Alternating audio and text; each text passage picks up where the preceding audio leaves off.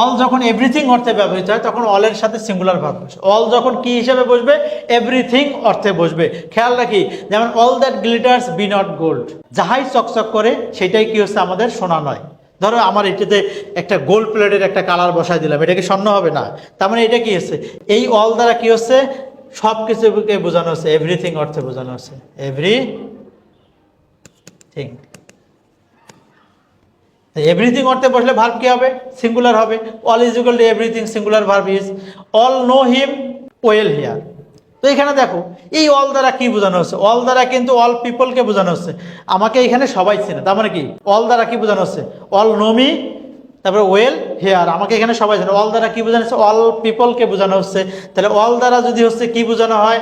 All দ্বারা তখনই plural হবে যদি অল দ্বারা অল মেন বা অল থিংস বোঝানো হচ্ছে, দে অল মেন বা অল পিপল। তাহলে ভার্ব কি হচ্ছে আমাদের এখানে? প্লুরাল হবে। শুধুমাত্র ভার্বের বেস ফর্মটাই কিন্তু হচ্ছে প্লুরাল। আমি যদি পুরো নিয়মটাকে সামারাইজ করি, অল দ্বারা যদি এভরিথিং বোঝায়, যেমন অল দ্যাট গ্লিটার্স, এই অল দ্বারা কি বোঝাচ্ছে? সব চকচক করা জিনিসকেই সোনা বলা যাবে না, তাহলে এভরিথিং বোঝানো হচ্ছে অল দ্বারা। আর এই অল দ্বারা কি বোঝানো হচ্ছে? অল পিপলকে বোঝানো হচ্ছে। দ্যাট ইজ হোয়াই এই ভার্বটা প্লুরাল, এই ভার্বটা কি হচ্ছে? সিঙ্গুলার। আশা করি সবাই বুঝতে পেরেছো। সবাই ভালো থাকো, সুস্থ থাকো, এবং প্রিয় ভালোবাসারা তোমাদের জন্য দোয়া থাকলো। আল্লাহ হাফেজ।